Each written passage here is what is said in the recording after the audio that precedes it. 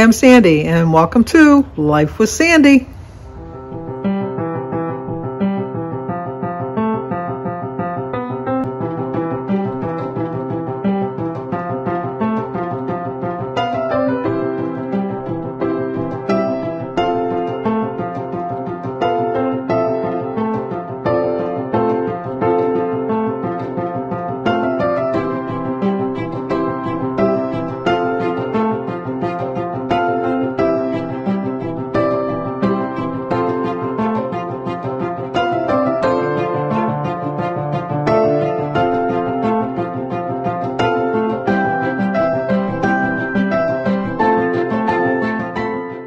I'm going to start my morning off with an apple, a banana, and 32 ounces of water. Today is Tuesday, April 5th, and we do have some birthdays today. Today is Brian's birthday. He's Linda's husband, and the name of her channel is Dayton's Grandma. Hopefully I got all of that right. But Brian, if I have this right, it's your birthday. Happy birthday to you. Happy birthday to you. Happy birthday, dear Brian. Happy birthday to you. Cha-cha-cha. It's also Susan Lynch's birthday. Happy birthday to you. Happy birthday to you. Happy birthday, dear Susan. Happy birthday to you. Cha-cha-cha. And I'd also like you to keep in your prayers, Kit Kat 10's daughter is having surgery, and tomorrow Sue Warren, her daughter Jen is having surgery. So if you could pray for successful surgeries for the two of them, I so appreciate it. Thank you so much. Also, I wanted to give you an update on Denise's friend Al, who you guys were praying for too, that he had some blood clots and they had to have emergency surgery on Sunday. I don't know about you, but I would never schedule a surgery on the weekend. I always think that you don't have the A squad working on the weekend. I don't know if that's true. Are there any doctors and nurses out there can let me know? I just always think that I'd prefer to wait until Monday or Tuesday. I don't know. Maybe it's not. I don't know. But anyway, he had to be rushed into surgery, and they said it was a good thing that he did go into surgery when he did, or he would have died because he had such massive blood clots. So he's coming home tomorrow.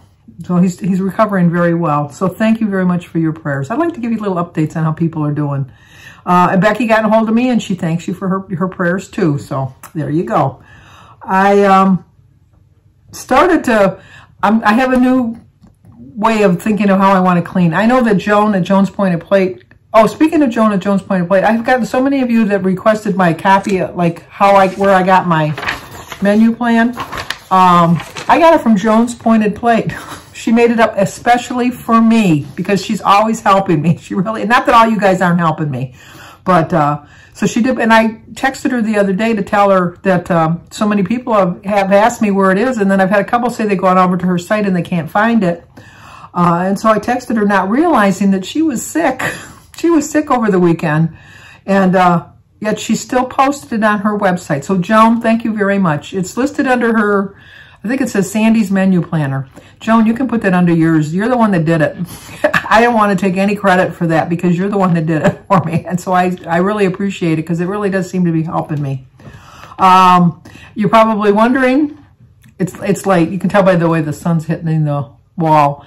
I completely messed up my days this week because I truly thought today was our sibling dinner. And so I called my sister Mary because I wanted to make sure of the time because she's the one that set the time because she thinks she had to go into the office today. And she says, no, we're going tomorrow. And I go, are you sure? I have it on my calendar for today. And she said, no, it's tomorrow. And Denise wasn't going to be able to go if it was today because she was going out. She'd already made plans to go out with her friends. So I said, I don't remember that. I said, well, let me call Michael. So I called Mike and I heard dogs in the background. Michael doesn't have dogs. But when he babysits his two grandsons, they have two dogs. So I surmised that he was at their house babysitting, which is a good hour to an hour and a half away. My nephew lives in Howell. So Danielle, I know that's where you live. I know I'm not giving anything away because she said that in on her videos. But anyway, so I knew that he wasn't going to be here by 5 o'clock because his son doesn't get home from work until 4:30. So there's no way.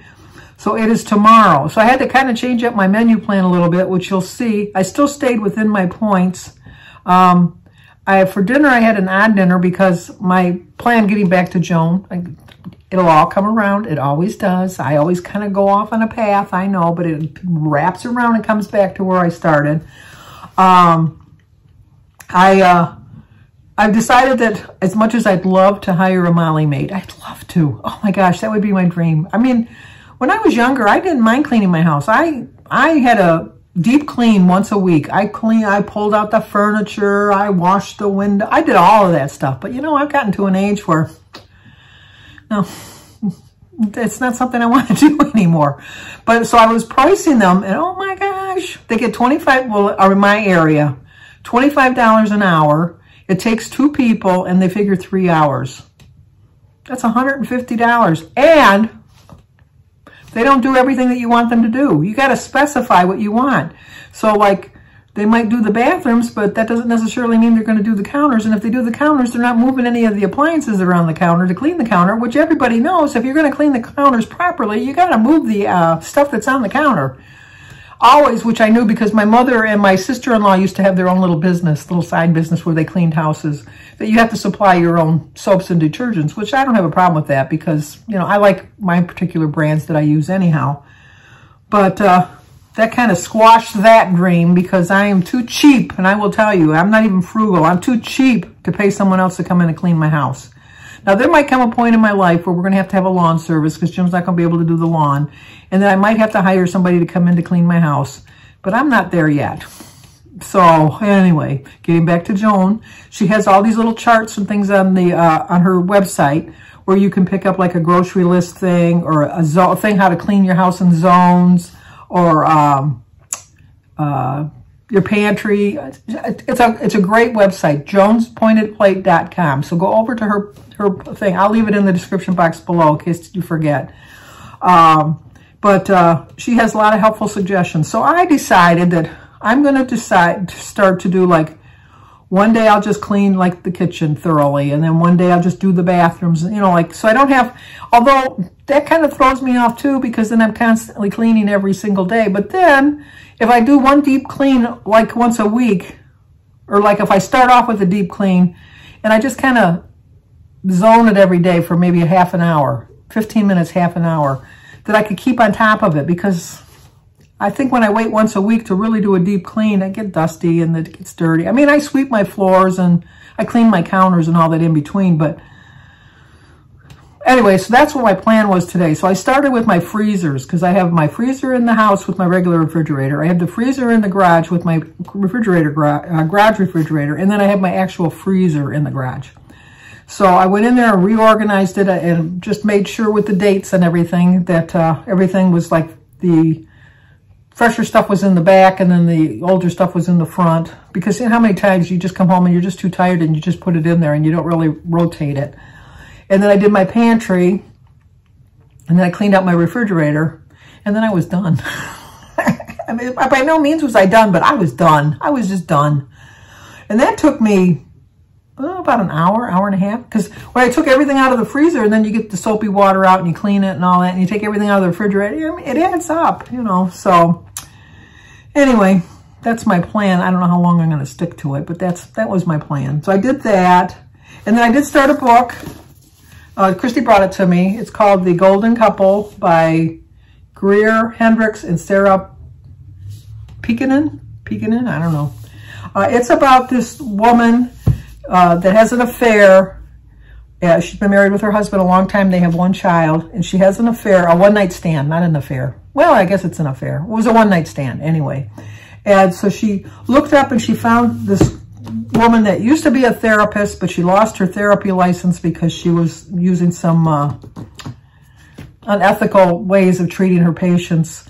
And so she lost her license. So now she lists herself as a consultant so she can follow the practices that she was practicing before. And then she's just putting them through therapy. And then she talks, the therapist or the consultant or whatever, talks about some of her old cases that, that kind of relate to the one she's working on right now. It's very interesting. I'm about, how many pages? I just started it about an hour ago. I'm 85 pages in. I had to stop to make dinner. But no, I would recommend that book. I really would. It's a pretty good book. I don't know where Christy got it. She probably got it. she's in a book club, I think. So I have to give that back to her. And then a little update on David's unemployment. Well, we filed all of the protest papers today. I don't know what good it's going to do. Part of the mix-up was the fact that they have him down as claiming unemployment for the first 3 weeks of December. And he was supposed to claim it on December 25th for the 3 weeks that he was off. But David wasn't off for the weeks that he should have qualified, that they said he was supposed to call. He should have called the following week, which would have been the 1st of January. But he called on the 27th. He did it on the 27th because he wasn't sure exactly how it worked, because the website, I'm telling you, the website is not very clear. And they penalized him because his day was 25th of December, which everybody knows is Christmas Day. And he just assumed, excuse me, he just assumed that you wouldn't do it on Christmas Day. So he waited until Monday, the 27th, and then they smacked him with the penalty because he was 2 days late reporting, which in actuality, he wasn't 2 days late. He was like 5 days early. Anyway, he did work, and so he didn't qualify for unemployment, but they have it under review because they say he didn't qualify for unemployment. We conceded that when we were on the call, that we made the mistake, that he wasn't entitled to it, but we had to send them documentation of his paychecks that he received then to show that he really did work. I don't get it. I really don't get it. So then they can't do anything with the next part of his claim, because they're still working on that part of his claim where they think that it's in review, where it's not supposed to be in review because we're not contesting that part of the claim. And so then when the girl was trying to explain it to us, she was very nice. She was trying to explain it to us. And at one point I did say to her, you know, well, why is it taking so long? And she said, well, because so many people didn't do it right when they were doing the review, when they were putting in their applications for unemployment, that they put the wrong information in at the wrong steps. And so I said, well, then that tells me that there's a problem with the website. If you have so many people making a mistake like that, because they all basically are making the same mistake, that it's something in the wording of your website. And we're on a recorded call. She doesn't want to lose her job. I understand that. And so she said, well, I will definitely point that out to my supervisors. I am so glad that you brought that to my attention. She wasn't being snarky. She really wasn't. She said, I'm so glad you brought that to my attention, that if there is something in the website, like you say, that obviously some people are having a problem with it, maybe they should look into their design of their website. That told me that she agreed with me, but she couldn't agree with me. I could be wrong, but that's the way I interpret it. So today we've sent all the protest things in. We sent copies of everything we've already sent, all the weeks he was off. David went back for 2 weeks, and then he got laid off again. So we even sent that pay stub to show that it was like he was back for 2 weeks, but now he's laid off again. We submitted the layoff letters that he received both times. Now it's just a process of waiting and still reporting every 2 weeks. So I don't know what's going to come of it. I am determined, though, because you know me. If I get something in my craw, I'm going to stick with it till I finish it. So we worked on that today and got that taken care of because he's laid off. He doesn't get anything else to do.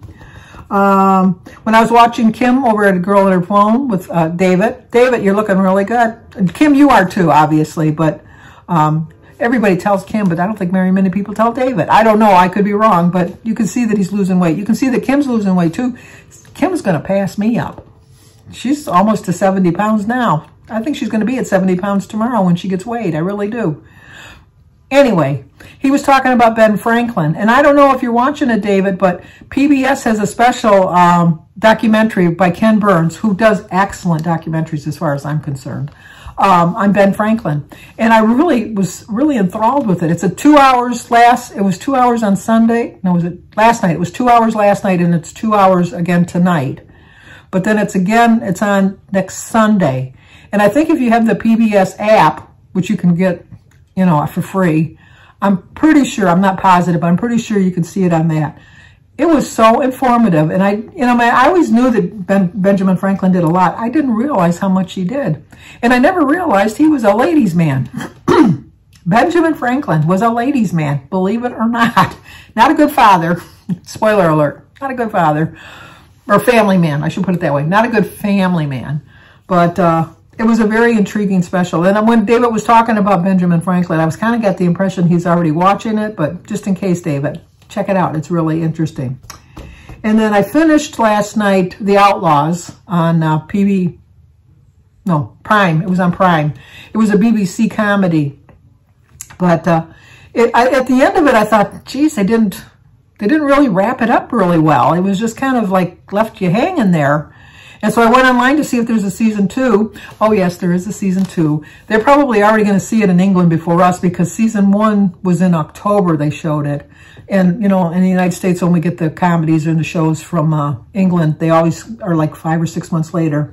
But they started filming the show, and then COVID hit in 2020. So they had to go away, you know, not finish it. And so Stephen Merchant had contacted the BBC and asked him if he could, if they would sign him for season 2 so that he could stretch it out a little bit and film season 1 and season 2 at the same time. And they agreed to him. And so they were really glad they did because it was a very big success, I guess, in England. But it was really good. I really liked it. But it was funny because, like, words that we take for granted, like, you know, like if you say that, you know, I'm going to wear a fanny pack, we don't find that the least bit offensive. That's very offensive in England. But they can call someone the D word, ICK, and that's fine. But we know that's kind of offensive if you call somebody a D. But then they were calling everybody a tit, which to me is kind of offensive, but they figure that as part of, which is like a small person, like a moron, kind of like a dick, kind of, you know. So, but I did like the show. It was only 6 hours. I binge watched over 2 days, but I did really like that one too. And then told you about not going out to dinner because I got the day all mixed up. I told you about my book I'm reading. Told you about my cleaning the house mode that I'm not really wanting to do. And yes, Roy, Jim and I answered every single question. I had a little snide no, it wasn't snide, it was funny. At the end of his video, saying that he didn't want to miss any questions because certain people miss them, which Jimmy and I tend to always miss them. And I think it's because we start going off on a tangent about a story or something. And it's really, I like to blame Jimmy, but it's really not him because I'm the one reading the questions. Jimmy doesn't really look at the questions. He just listens to them when I say them. But other than that, tomorrow is our couple's dinner, or our sibling dinner. So I'll be going out to my sibling dinner tomorrow.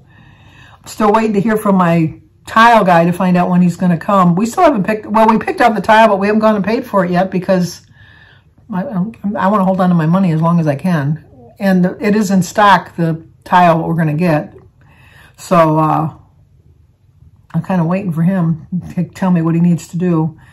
Jimmy's finished with the shower, and so it's just a matter of finishing up the tiny little finishing touches. So, but other than that, I guess that's it. I'll show you what I had to eat today, and then I'm going to tell you now to like, comment, subscribe, and share. And I will talk to you guys tomorrow. How's that sound? All right, we're going to have a bagel and some cheese and some eggs for breakfast. Today is Tuesday, April 5th. My quote is, you don't have to live your life to be just perfect in everything. Live life to enjoy yourself while working towards your perfection. It's 11-point breakfast, 0 for my berries, egg, and tea, 4 points for my cheese, 4 points for my half a bagel, and 3 points for my peanut butter. I had my apple and banana earlier. I still have 9 points left for dinner. All right, dinner, I'm going to have some turkey soup that I had in the freezer, 3 pieces of naan bread with some cheese and a Jell-O and tea. So my dinner comes to 8 points, 2 points for my soup, 3 points for my bread, 3 points for my dip, 0 for my Jell-O and tea. I ended up with 19 points. Jim's having leftover spaghetti